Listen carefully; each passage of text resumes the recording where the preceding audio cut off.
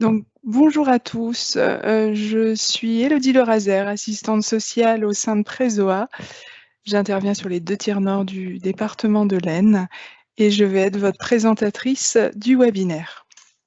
Donc, bienvenue à ce webinaire Agir pour une entreprise en bonne santé que nous réalisons dans le cadre de la Semaine européenne pour l'emploi des personnes handicapées. Nous remercions d'ailleurs nos partenaires pour la préparation et leur présence à ce webinaire. Concernant quelques questions techniques sur ce webinaire, il faut savoir que ce webinaire est enregistré. Il sera accessible sur nos réseaux sociaux et le support utilisé vous sera envoyé par mail avec un questionnaire de satisfaction. Vous pouvez poser vos questions sur la partie conversation. Un temps de réponse est prévu à la fin du webinaire. Les questions particulières concernant des situations précises ne seront pas abordées lors de cette présentation. Vous pourrez cependant prendre contact avec les interlocuteurs présents ou noter vos besoins et vos coordonnées dans le questionnaire de satisfaction.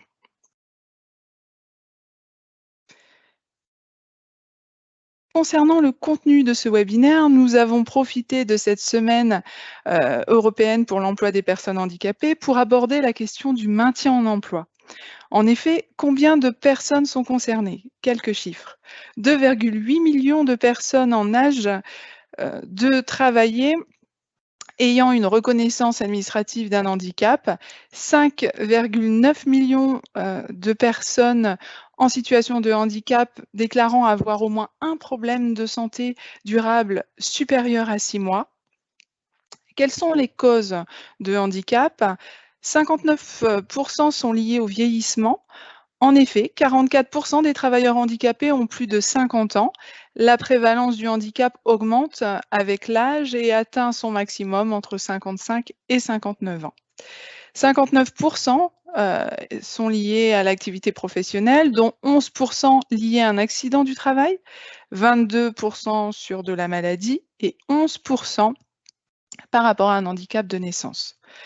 Ainsi, l'activité professionnelle est responsable de 2 tiers des causes des handicaps. Par ailleurs, plus d'1 million d'avis d'inaptitude sont donnés par an. Ces chiffres montrent que la préservation de la santé au travail et la prévention de la désinsertion professionnelle constituent un enjeu majeur en matière de handicap et d'emploi. D'où cette table ronde permettant d'aider les employeurs à dégager les grandes familles de solutions sans rentrer dans les détails de l'ensemble des dispositifs et de présenter les principaux partenaires du maintien en emploi. Cette table ronde se veut courte et simple avec la présence de partenaires incontournables du maintien en emploi. L'idée est de simplifier les différentes possibilités de maintien en emploi, présenter les principaux partenaires que les entreprises peuvent contacter. Volontairement, nous ne serons pas exhaustifs ni dans les dispositifs, ni dans la présentation des partenaires, mais nous vous donnerons le chemin à suivre. Les différents partenaires feront ensuite le relais avec les autres ressources appropriées. Voici le programme. Tout d'abord, un tour de table pour mieux se connaître, puis nous passerons une vidéo simple qui sera notre fil rouge tout au long du webinaire. Nous remercions d'ailleurs les services ASTM 65 et SMTI 82 pour l'accord d'utilisation. Ensuite, nous nous calerons sur la vidéo et reprendrons avec un peu plus de détails chaque solution évoquée. Ainsi, une partie sur comment détecter un salarié ayant des problèmes de santé. Ensuite, quelles sont les solutions pour maintenir un salarié en poste dans l'entreprise? Si ce n'est pas possible, quelles sont celles en dehors de l'entreprise? Puis enfin, comment éviter la survenue de problèmes de santé? Allez, commençons par le tour de table. Donc, je vais donner la parole. Monsieur Labou, si vous pouvez vous présenter.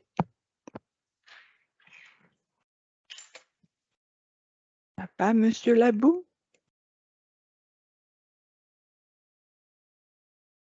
Monsieur âgé? Est-ce qu'il y a un monsieur âgé? Bonjour à toutes et à tous, est-ce que vous m'entendez bien? Oui, oui. Donc, je m'appelle Jean-Paul Ager, je suis contrôleur de sécurité pour la CARSAT des Hauts-de-France, donc en charge du secteur de Saint-Quentin et des environs. Merci, monsieur Ager. Madame Vouta? Bonjour à tous, je suis Madame Vouta, je suis référente de parcours au sein de Transition Pro, l'antenne d'Amiens, et l'antenne d'Amiens gère tout ce qui est anciennement Picardie, l'Aisne, l'Oise et la Somme. Merci. De rien. Madame Brissonneau? Bonjour à tous, donc je suis Sophie Brissonneau et donc je travaille moi au sein du Cap Emploi de l'Aisne depuis 2018 et plus précisément sur le service maintien dans l'emploi, accompagnement dans l'emploi depuis avril 2021. Merci. Madame le docteur Lamizaluski? Bonjour à tous, donc docteur Lamizaluski, médecin du travail Présoa à Saint-Quentin et référente maintien en emploi. Merci. Madame Samin? Oui, bonjour à tous. Laurence Samin, ergonome chez Présoa au service prévention. Merci. On a monsieur Labou, peut-être qu'il y a un problème de connexion, je ne sais pas. Ouais. C'est possible. Je vais essayer de le contacter. Oui, merci beaucoup. Merci à chacun. Nous allons entrer dans le vif du sujet en visionnant la vidéo.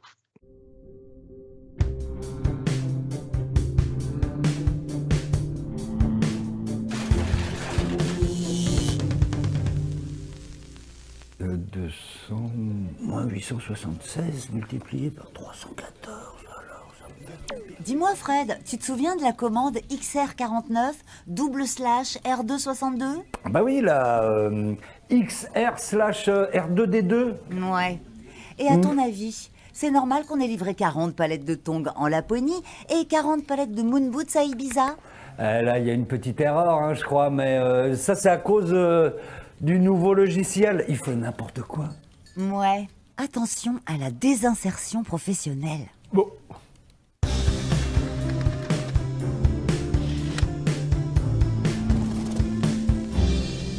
La carrière d'un salarié n'est pas un long fleuve tranquille. Un salarié peut développer des problèmes de santé, il peut aussi être amené à travailler avec de nouveaux outils qu'il ne maîtrise pas forcément très bien. Et puis, il vieillit. Tout ça fait qu'à un moment donné, il n'est plus en capacité de faire correctement son travail. C'est ça qu'on appelle la désinsertion professionnelle. Exactement, la petite voix. Prenons un exemple avec un salarié, appelons-le Jean-Michel.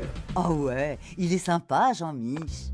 Jean-Michel a 50 ans et 20 ans d'ancienneté dans la boîte. Il bosse au stockage, un travail assez physique et qui demande pas mal d'organisation, donc de concentration. Avec le temps et les efforts répétés, il a des douleurs au dos et aux épaules. Oui, des troubles musculo-squelettiques. Et puis le nouveau contremaître a changé les méthodes de stockage. Résultat, Jean-Michel a du mal à faire son job. Cela engendre du stress chez lui, de la perte de motivation. Il se met à stocker les produits n'importe comment. Et puis il y a de l'absentéisme et souvent ça se termine par un arrêt maladie. Pauvre Jean-Mich, il aurait fallu détecter le problème avant. C'est vrai, mais l'employeur ne peut pas tout voir et Jean-Michel, comme la plupart des salariés dans ce cas-là, n'a rien dit par peur de perdre son emploi. Et on fait quoi maintenant? Le plus important, c'est le maintien en emploi. Et il faut d'abord rappeler que la loi interdit toute discrimination au travail en fonction d'un handicap ou de l'âge. Oh, encore heureux. Pendant un arrêt maladie, le mieux pour l'employeur comme pour le salarié, c'est de faire une visite médicale de pré-reprise. Le médecin du travail va alors déterminer si Jean-Michel peut reprendre son boulot et aussi dans quelles conditions il peut le reprendre. L'employeur peut aménager son poste de travail par exemple. Absolument, mais la solution peut aussi être un emploi à temps partiel. Ou alors un autre poste plus adapté au sein de l'entreprise. Et tout cela peut être expérimenté. On appelle ça un essai encadré et c'est couvert par la caisse primaire d'assurance maladie. Évidemment, un projet professionnel comme celui-là doit se construire ensemble, c'est-à-dire avec le salarié et l'employeur. Ah, tout est bien qui finit bien alors.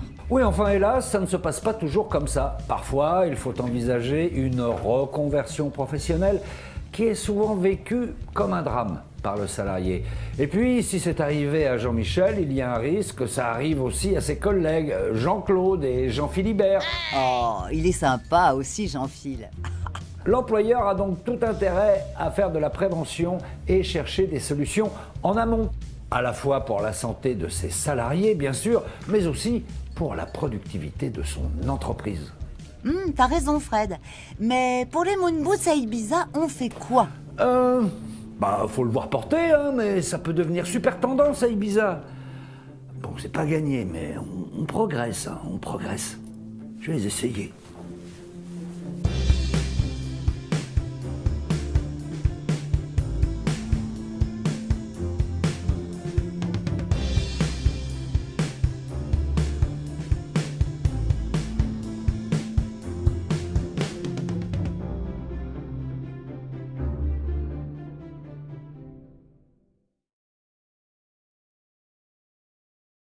Peut-être connaissez-vous un Jean-Michel dans votre entreprise. Nous allons reprendre maintenant les différentes possibilités d'accompagner Jean-Michel et l'entreprise pour le maintien en emploi.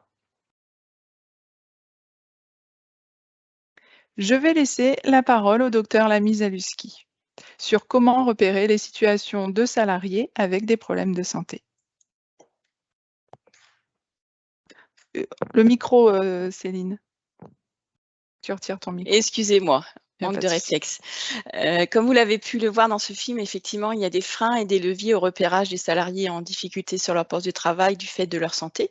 Les freins, c'est la peur d'en parler, la peur de perdre son travail, mais les leviers existent. Il s'agit de ceux du suivi de santé qui existent dans la loi en ce qui concerne les visites de pré-reprise, de reprise, de mi-carrière ou visites occasionnelles. Et puis, depuis peu, les échanges entre l'employeur et le salarié en ce qui concerne le rendez-vous de liaison qui vient d'être instauré depuis le 1er avril 2022. Parlons tout d'abord de la visite de pré-reprise. Effectivement, cette visite, il s'agit d'inciter le salarié à la demander pendant son arrêt de travail avec son médecin du travail. Il s'agit d'accompagner le salarié dans sa démarche professionnelle en lien avec son état de santé physique et psychologique et d'anticiper sa reprise du travail. En ce qui concerne la visite de reprise, donc elle a lieu après la reprise du travail, dans les 8 jours après celle-ci. Il s'agit de faire le point sur les conditions d'aménagement du poste et de l'évolution de l'état de santé du salarié et d'organiser aussi un suivi en fonction de sa situation de santé. Les visites occasionnelles, elles sont indépendantes des autres visites. Le travailleur bénéficie à sa demande, à celle de l'employeur ou du médecin du travail, d'un examen médical à tout moment. Le travailleur ou l'employeur peut solliciter notamment cette visite lorsqu'il anticipe un risque d'inaptitude dans l'objectif d'engager une démarche de maintien en emploi et de bénéficier d'un accompagnement personnalisé. La demande du travailleur ne peut motiver aucune sanction. L'employeur fait part de sa demande écrite et motivée au médecin du travail. Il doit ensuite indiquer le motif de cette visite au salarié quand il s'agit d'une visite occasionnelle employeur.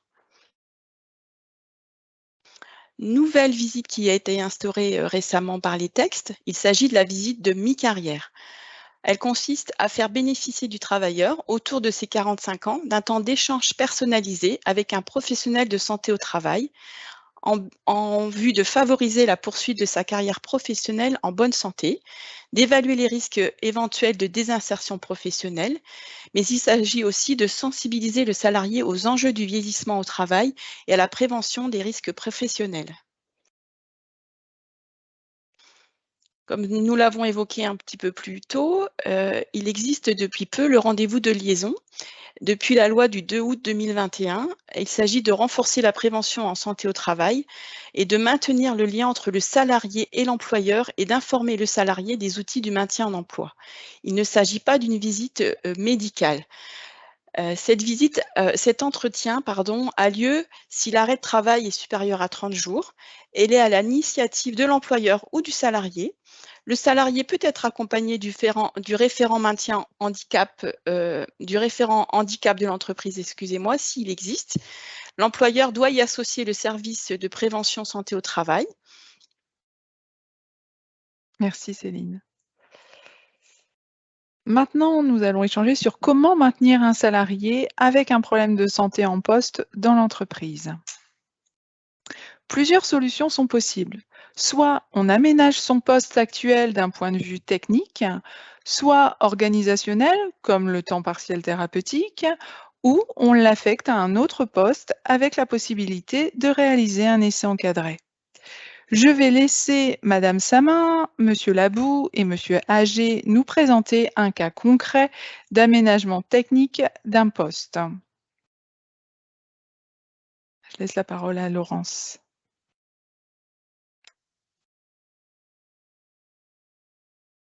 Enlever ton micro, oui, impeccable. Je vais vous parler de l'intervention ergonomique donc réalisée chez Lamourie et Valde. Lamourie qui occupe 42 salariés, qui est spécialisée dans l'usinage de précision. Cette intervention s'inscrit dans le champ tertiaire puisque la demande d'intervention émane du médecin du travail suite à une reprise du salarié au retour d'un arrêt maladie de 7 mois.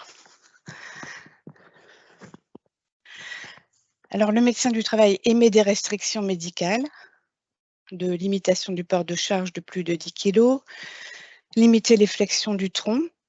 Et le médecin du travail souhaitait donc la réalisation d'une étude de poste afin de s'assurer que le poste de travail soit en adéquation avec l'état de santé du salarié.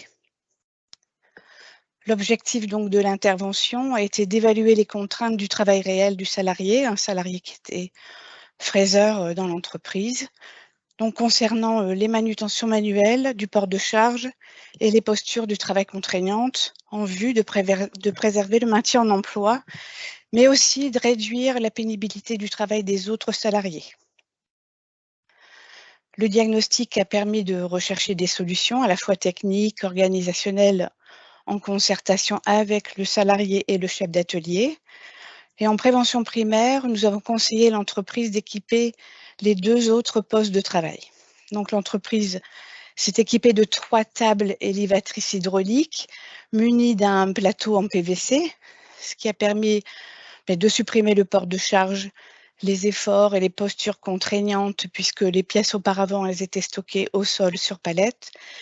Ça a permis de modifier l'organisation du travail et enfin la mise en place d'une prévention primaire par la réduction de la pénibilité de ses collègues de travail.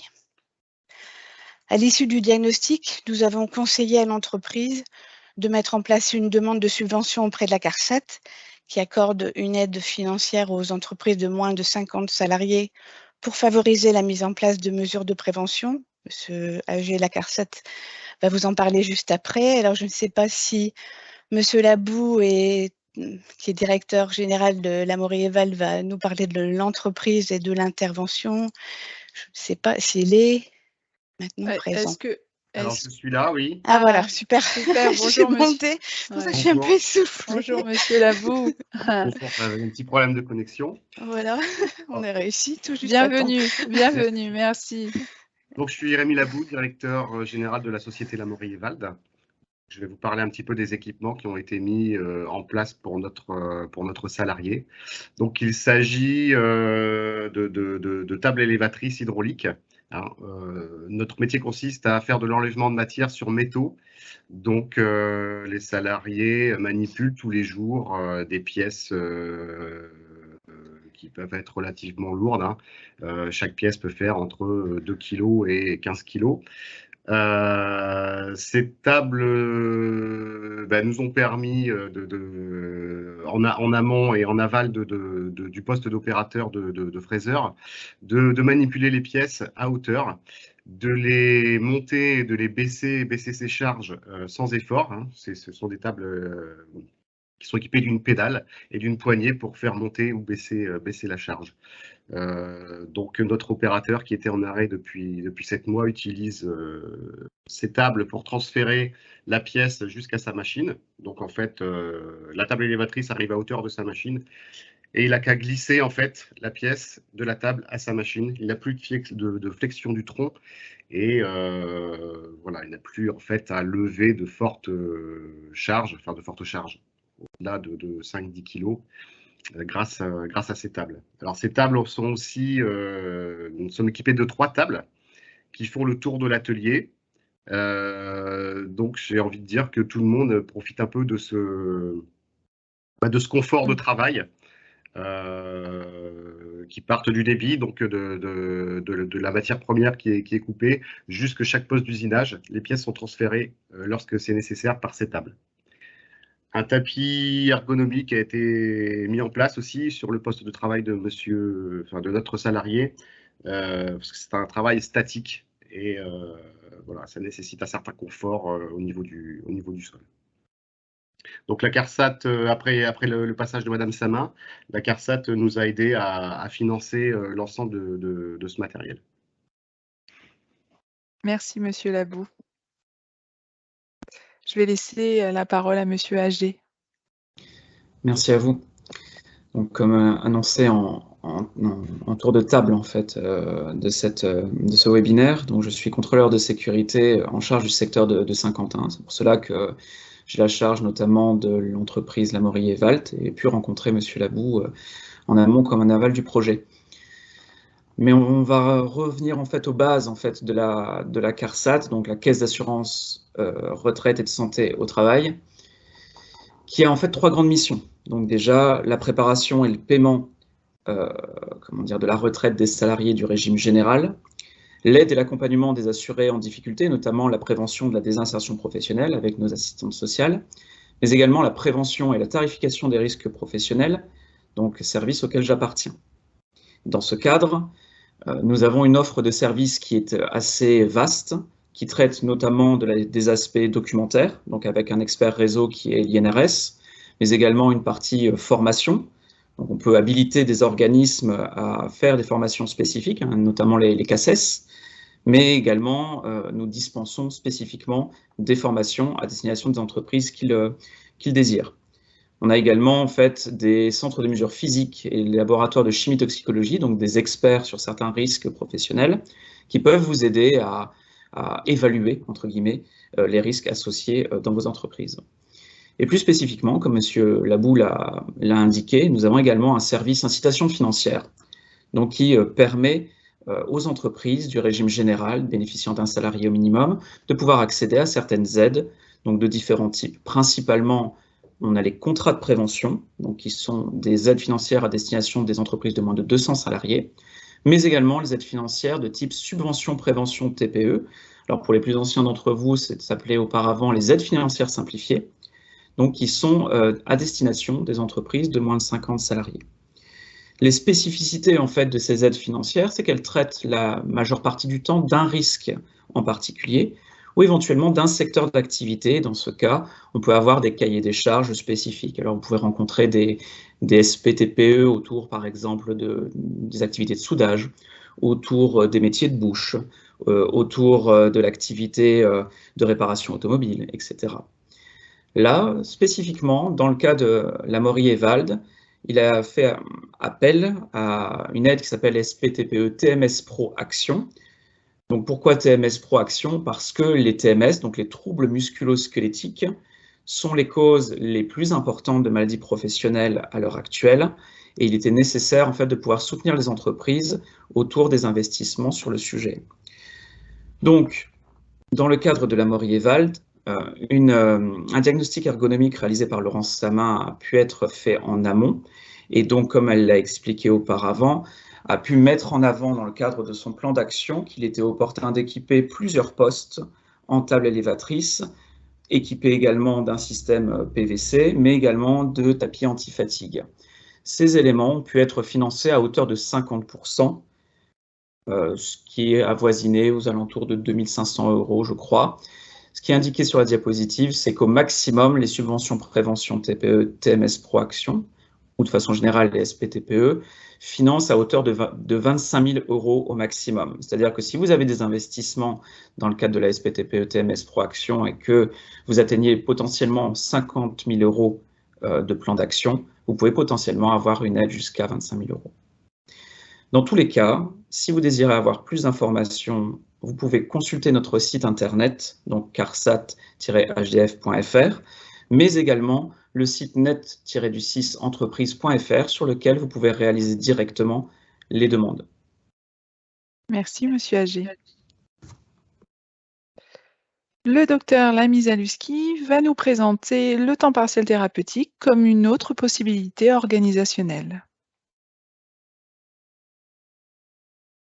Faut que tu retires ton micro, Céline. Oh, ce sera mieux. Oui. Excusez-moi. En matière d'aménagement du poste, effectivement, il peut s'agir d'un aménagement ponctuel horaire. Donc, pourquoi prescrire une reprise à temps partiel thérapeutique? Pour permettre une réintégration progressive et quelquefois aussi des soins complémentaires pour un salarié qui a été en arrêt de travail. Les conditions de mise en œuvre de ce temps partiel, donc le médecin du travail réalise la visite de reprise dont on parlait tout à l'heure. Les conditions de mise en œuvre de ce temps partiel sont négociées, discutées entre l'employeur, le salarié et le médecin du travail. L'employeur peut refuser, mais doit justifier son refus au salarié. Il existe un recours possible du salarié ou de l'employeur auprès de l'inspection du travail en ce qui consiste de cet aménagement de poste. Alors, le temps partiel thérapeutique, il est demandé à tout moment. Il n'y a plus besoin d'avoir un arrêt maladie à temps complet au préalable, parce que le temps partiel thérapeutique, effectivement, relève de l'arrêt maladie, en fait. C'est le médecin traitant qui le prescrit sur un CERFA, un document spécifique d'arrêt de travail, en précisant bien la durée de ce temps partiel. Et les conditions, comme nous le disions tout à l'heure, il s'agit d'un accord entre l'employeur, le médecin du travail et la prescription du médecin traitant. Il faut donc réaliser un avenant au contrat de travail du côté de l'employeur pour son salarié. Merci Céline. Et si le poste initial du salarié ne convient plus, peut-on l'affecter à un autre poste? Je vous l'explique de suite. Donc, si l'état de santé n'est pas compatible avec le poste initial, nous allons avoir la possibilité d'une nouvelle affectation de poste en respectant les préconisations portée par le médecin du travail en pré-reprise ou reprise. Cette affectation temporaire est réévaluée selon l'état de santé par le médecin du travail. Et si la nouvelle affectation devait se prolonger, un échange avec l'employeur doit être organisé et une inaptitude sur le poste initial peut être envisagée. Cette nouvelle affectation devient le poste occupé, qui dit nouveau poste, dit nouveau contrat de travail. Et enfin, notre partenaire Cap Emploi va revenir sur l'essai encadré et la nécessité de financement. Je laisse la parole à Sophie. Donc, on va peut-être lancer la vidéo, qui est une petite présentation du Cap Emploi de façon plutôt générique, globale. J'y vais.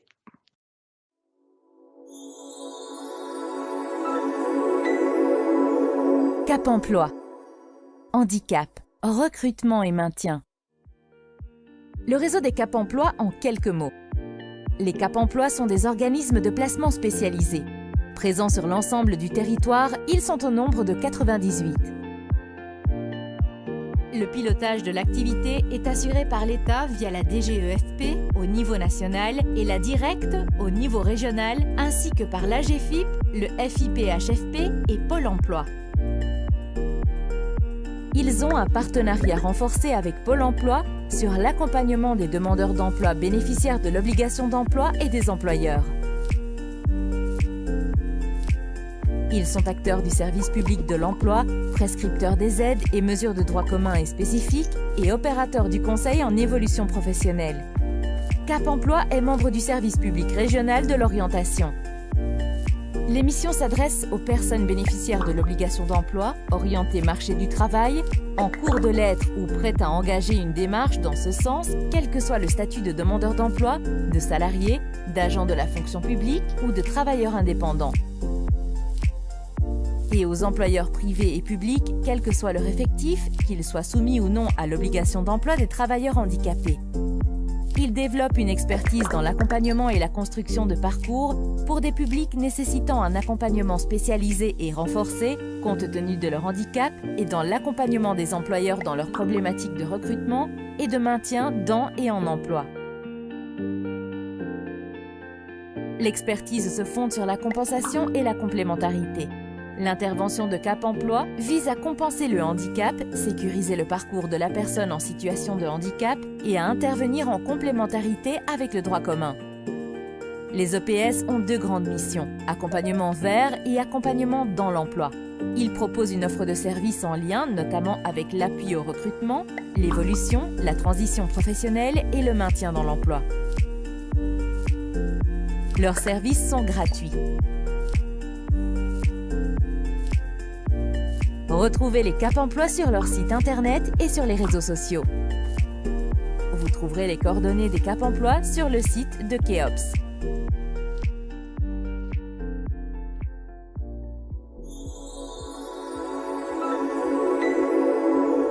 Cap Emploi. Handicap, recrutement et maintien. Donc, je vais vous parler plus particulièrement du service accompagnement dans l'emploi, avec évidemment le point de départ de notre intervention, la situation de la personne. Donc, nous intervenons pour les salariés du privé, pour les agents de la fonction publique et pour les travailleurs indépendants. Donc, un artisan, ça peut être aussi un exploitant viticole ou agricole. Le prérequis principal de notre intervention, c'est que la personne doit être bénéficiaire de l'obligation de travailleur handicapé. Donc ça signifie, par exemple, posséder une reconnaissance travailleur handicapé de la MDPH ou une rente accident de travail avec un taux d'IPP supérieur à 10% ou une pension d'invalidité. Évidemment, on va intervenir aussi si la personne est sur le point de devenir un bénéficiaire de l'obligation d'emploi travailleur handicapé. Voilà. Diapo suivante.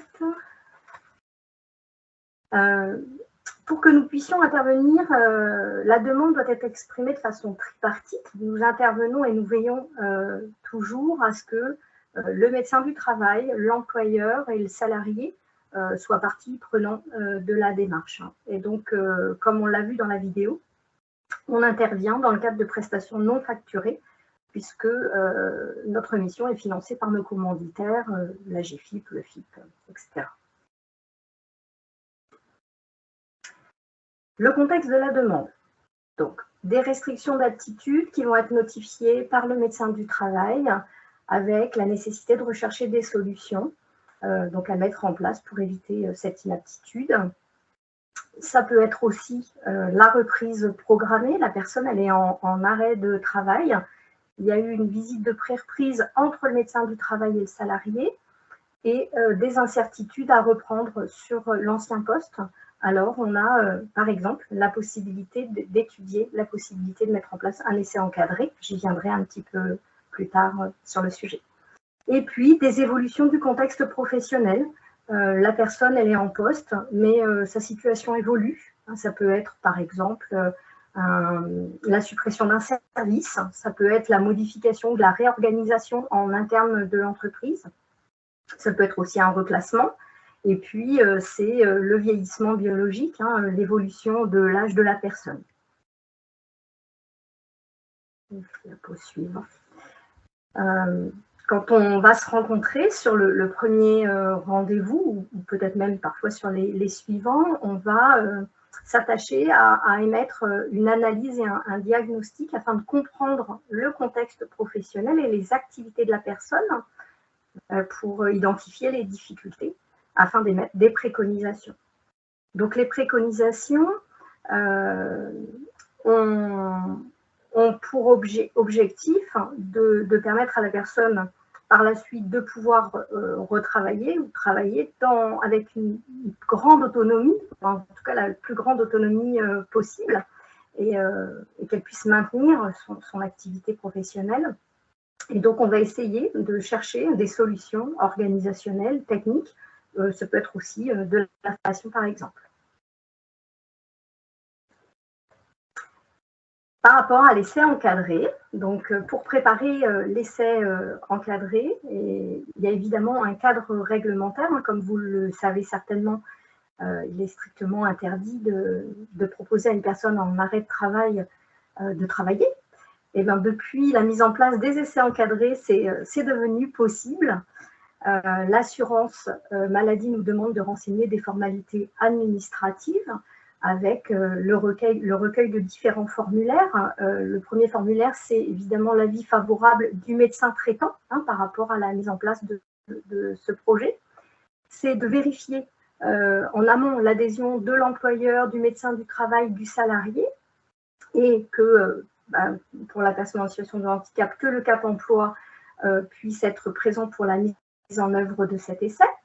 De valider au niveau du service social de la CARSAT que la situation de la personne relève bien de la prévention de la désinsertion professionnelle. Le médecin conseil, lui, vérifiera que l'arrêt de travail est toujours médicalement justifié le jour de l'essai, et le service administratif veillera à ce que le jour de l'essai, les indemnités journalières puissent être versées. Répondre à des incertitudes sur son poste ou un autre poste, c'est sur un temps donné, une demi-journée, une journée, 2 jours, en fonction vraiment du besoin, d'accompagner le salarié en situation réelle au sein de l'entreprise. Définir et anticiper les besoins éventuels pour que, par exemple, à la suite de cet essai encadré, si ça s'est bien passé, on puisse tenter une reprise en temps partiel thérapeutique, et puis qu'on étudie aussi les aménagements organisationnels, techniques. Les modalités, donc là on est sur une préparation quadripartite. L'intérêt c'est qu'on puisse se rencontrer tous ensemble autour d'une table, donc le médecin du travail, l'employeur, le salarié et quelqu'un du Cap emploi, pour définir plusieurs choses, définir le choix du poste qu'on va tester, ou le choix des postes qu'on souhaite tester quand on a plusieurs pistes. On va mettre en place et réfléchir à l'organisation de ce temps, on va réfléchir à la durée et aux besoins. La mise en œuvre sur une durée définie en situation réelle, donc là, on va être vraiment sur une observation du salarié en conditions de travail réelles. On va analyser l'activité, on va aussi analyser les éléments de variabilité, parce qu'il y en a quand même très souvent. Les écarts entre le travail prescrit et le travail réel. On va veiller aussi à visualiser les attentes que peut avoir l'entreprise et puis les besoins du salarié. Et donc la restitution avec les acteurs impliqués pour évaluer la faisabilité de la reprise. À la fin de l'essai encadré, on se réunit autour d'une table de nouveau, tous ensemble, et chacun va pouvoir émettre une restitution orale pour échanger sur le déroulé et puis voilà, permettre d'envisager la suite le plus sereinement possible.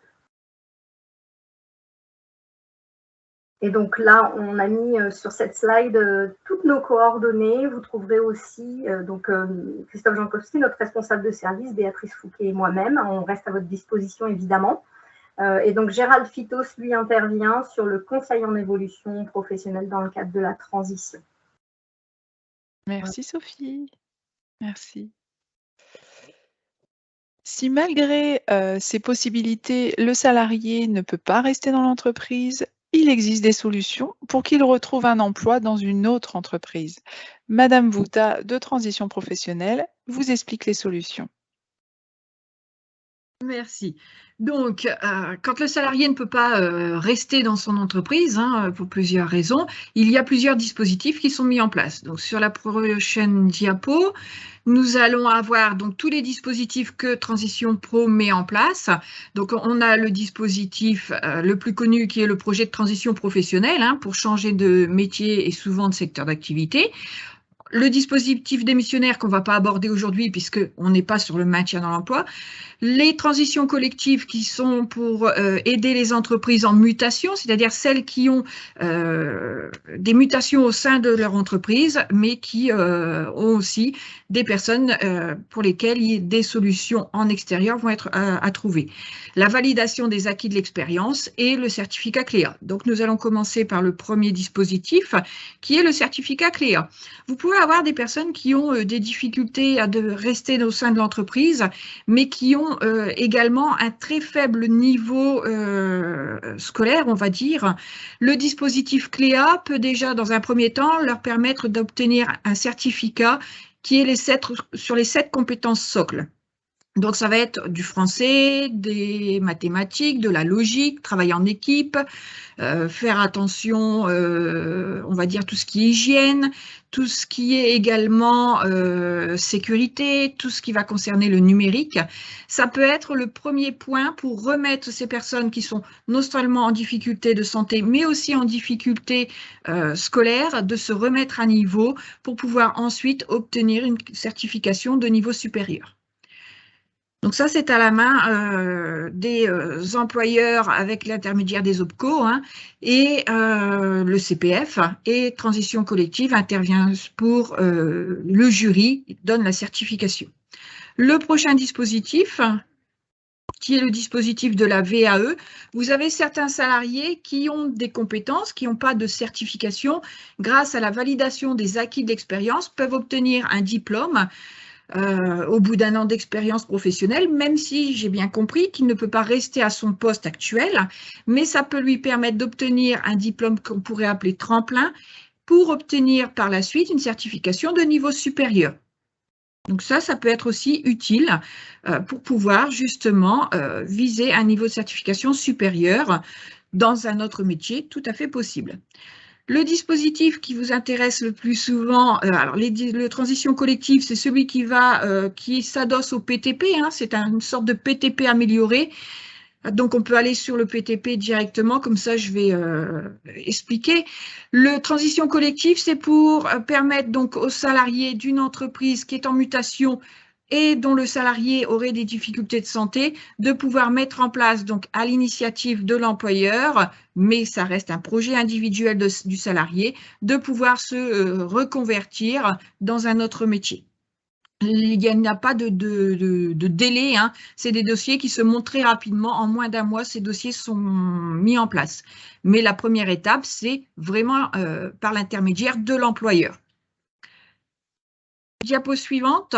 Le PTP, qui est le plus souvent utilisé, hein, le projet de transition professionnelle, c'est pour tous les salariés du secteur privé, CDI, CDD, intérimaire, intermittent du spectacle. Alors, il y a toutes les conditions sur le site internet de Transition Pro, hein, pour connaître toutes les conditions. C'est pour donc permettre aux salariés de changer de métier. Ça reste à l'initiative du salarié pour viser soit un changement de métier dans son entreprise, soit à l'extérieur de l'entreprise, et donc envisager de se former sur une formation qui soit reconnue au répertoire national des certifications professionnelles ou au répertoire spécifique. Donc, sur la diapo suivante, on a certains éléments, hein. Donc, je vous ai mis certaines conditions. Souvent, le CDI, il faut justifier de 24 mois d'activité, dont un an au sein de son entreprise, être toujours salarié de son entreprise. Donc, il ne peut pas y avoir de procédure d'inaptitude mise en route, parce que sinon, le temps que le dossier se monte, le salarié sera licencié. Et il doit toujours être dans son entreprise pour pouvoir être éligible.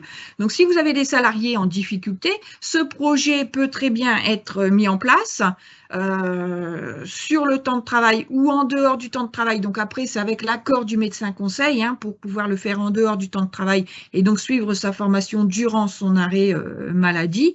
C'est le médecin conseil qui donnera son autorisation. Pour les CDD, il faut que le candidat dépose son dossier en cours de formation. Le temps de formation, en général, il est d'1 an sur une formation temps plein. Ce qu'on appelle une formation temps plein, c'est plus de 30 heures par semaine, minimum, tous les jours de chaque semaine et toutes les semaines de chaque mois. Si c'est une formation à temps partiel, ça va être moins de 30 heures par semaine ou alors quelques jours par semaine ou quelques jours par mois.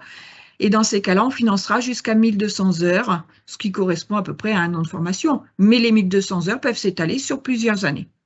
Le coût de la formation, il est pris jusqu'à 18 000 € hors taxes. Si le centre de formation est soumis à cotisation, on prendra les taxes. Et on vérifie que ça ne dépasse pas 27,45 € de l'heure.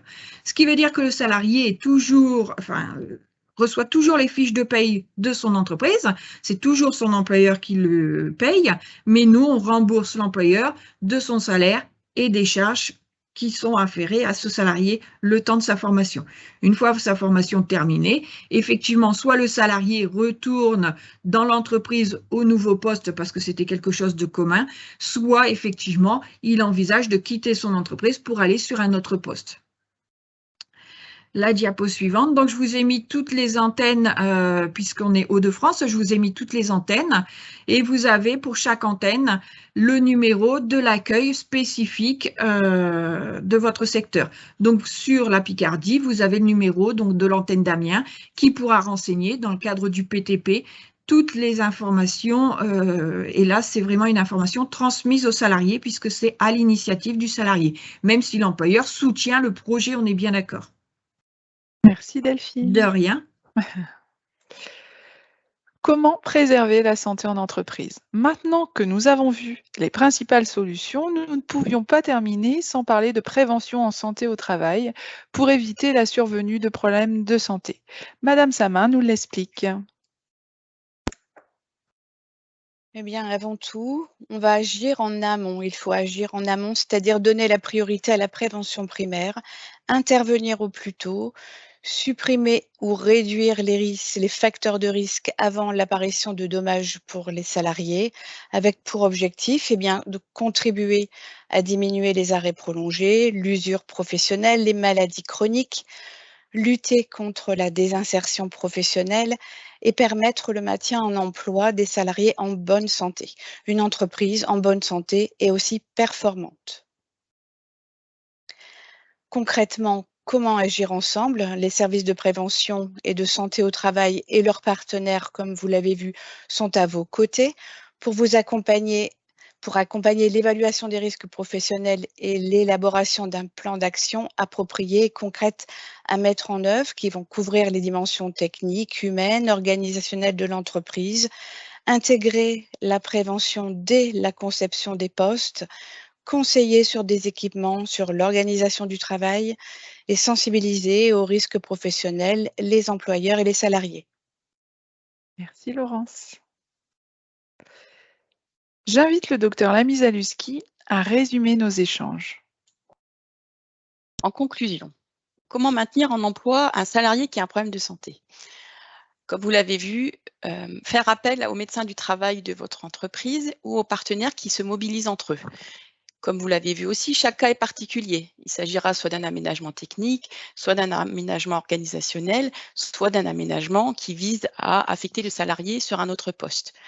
Et puis, donc, comme je le disais, la prise en charge est individualisée avec chacun de ses interlocuteurs. Néanmoins, nous pouvons vous proposer quelques circuits de maintien en emploi parmi d'autres qui existeraient et qui seraient plus spécifiques ou personnalisés à la situation. Donc, comme vous l'avez vu, le guichet d'entrée, et c'est celui que nous connaissons au quotidien, c'est la visite avec le médecin du travail. En l'occurrence, le plus souvent, la visite de reprise. Le médecin du travail va émettre dans des situations de santé particulières des restrictions pour le salarié qui engendrent une nécessité d'aménagement technique ou organisationnel du poste. Et puis, de ce fait, 3 situations possibles. Comme nous l'avons vu tout à l'heure, soit un maintien au poste possible avec les aménagements. Et dans ces cas-là, nos collègues et nos partenaires sont sollicités en tant qu'aide financière, comme le Cap Emploi, comme le CARSAT, pour une recherche de solutions. En tant qu'autre solution, le maintien à un autre poste dans l'entreprise, avec là aussi des possibilités d'aide financière auprès de nos partenaires, et aussi en matière de reconversion professionnelle auprès de Transition Pro, par exemple. Et puis, si la reconversion est nécessaire en dehors de l'entreprise pour le salarié, toutes les aides que nous avons vues précédemment avec Transition Pro notamment. Merci Céline. Vous avez été un certain nombre à poser des questions. Nous allons envisager les réponses ensemble. Donc là, j'attends de voir un petit peu les questions.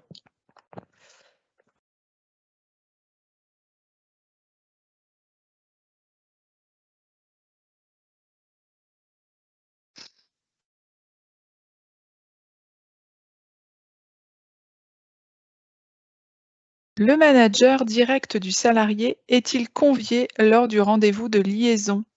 Je vais passer la parole au docteur Lamisaluski pour y répondre. Par rapport à cette question, effectivement, l'employeur a toute l'attitude d'inviter en même temps que son salarié à ce rendez-vous de liaison toute personne de l'entreprise qui pourrait être nécessaire aux échanges. Donc le manager direct peut être effectivement invité en tant que représentant de l'employeur, par exemple.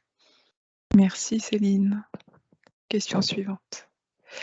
Est-ce que pendant le rendez-vous de liaison, nous pouvons échanger sur la mise en place du temps partiel thérapeutique? Je vais encore solliciter le docteur Lamy-Zaluski. Alors, il s'agit dans ce rendez-vous de liaison entre l'employeur et le salarié d'imaginer les difficultés qui pourraient exister à la reprise au poste de travail et éventuellement de voir entre le salarié et l'employeur quels seraient les besoins. Comme je l'ai dit tout à l'heure, il faut savoir que c'est de toute façon le médecin traitant qui va le prescrire et le médecin du travail qui va le préconiser. Mais toutes les solutions qui pourraient être discutées en amont sont bien évidemment les bienvenues. Merci Céline. Comment avoir les coordonnées du contact Cap Emploi de ma société? Je vais donner la parole à Sophie. Alors, en fait, vous utilisez n'importe quel numéro sur la slide où vous avez nos coordonnées, tout simplement parce qu'on a chacun une mobilité départementale. Donc, voilà, on n'a pas un référent par entreprise. On peut être amené à intervenir tous les trois. Merci Sophie.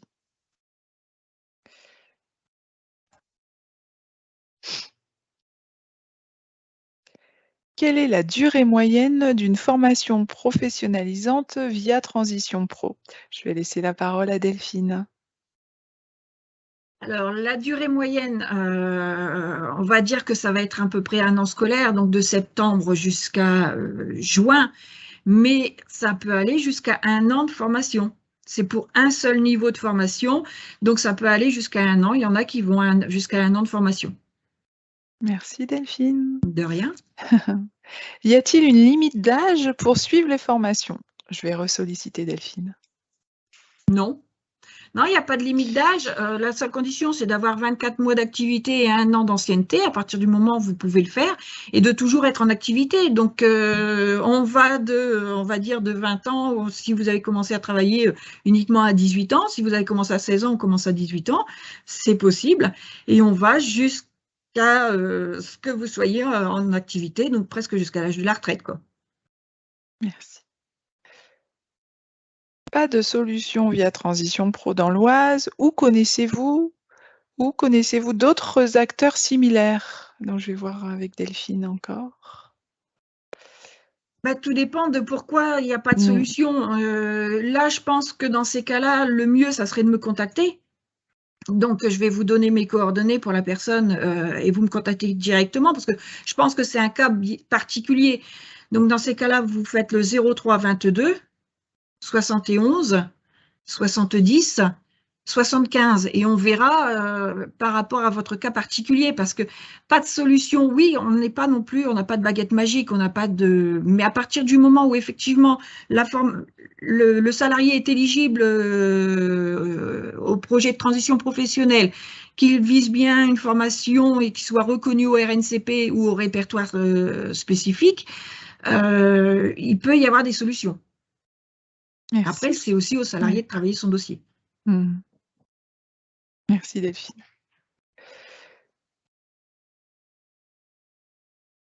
Nous avons fait le tour des questions. Il me semble, oui. Oui. Donc, ah non, il y a d'autres questions. Ok, non, pardon. Plusieurs sites en France. Comment avoir les coordonnées des organismes? Oui, mais de quel organisme? Plusieurs sites en France. Comment avoir les coordonnées des organismes? De formation? J'ai un peu de mal à comprendre la question pour pouvoir vous diriger vers l'interlocuteur. Peut-être une autre question, et puis la personne qui a posé la question peut préciser. Peut-on cumuler les dispositifs? Temps partiel thérapeutique et c'est encadré pour un même salarié. Comme il y a du droit sécu avec du Cap Emploi, je vais laisser la parole au docteur Lamy-Zaluski et puis Sophie, si tu veux compléter après. Alors oui, merci pour cette question. Donc effectivement, cela peut se cumuler, c'est-à-dire la recherche d'une solution pendant l'arrêt de travail à type d'essai encadré, comme on vous l'a présenté tout à l'heure, et puis au moment de la reprise, la nécessité pour le salarié d'avoir un temps partiel sur le poste qui aurait été discuté, aménagé, et cela est tout à fait possible. Cela peut se cumuler. Alors, Sophie, rien à rajouter, ça marche. Merci Céline.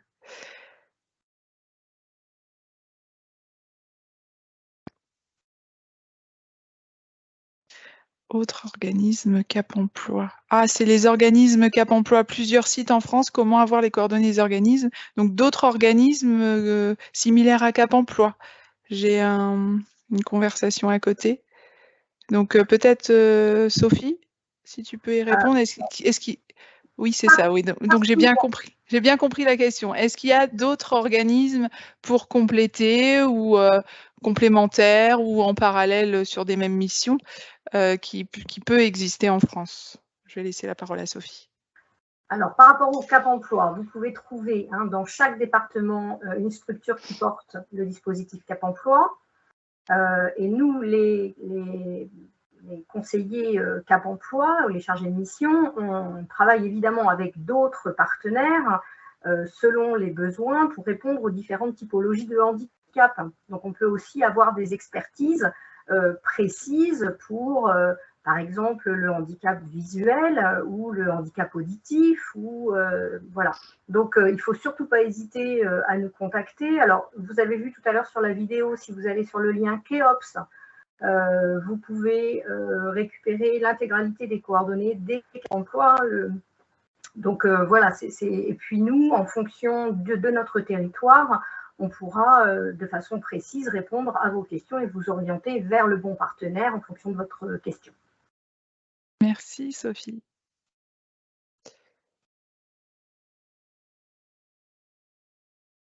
Alors, je vais vous dire merci à tous pour votre écoute, en espérant que ce webinaire ait répondu à vos attentes.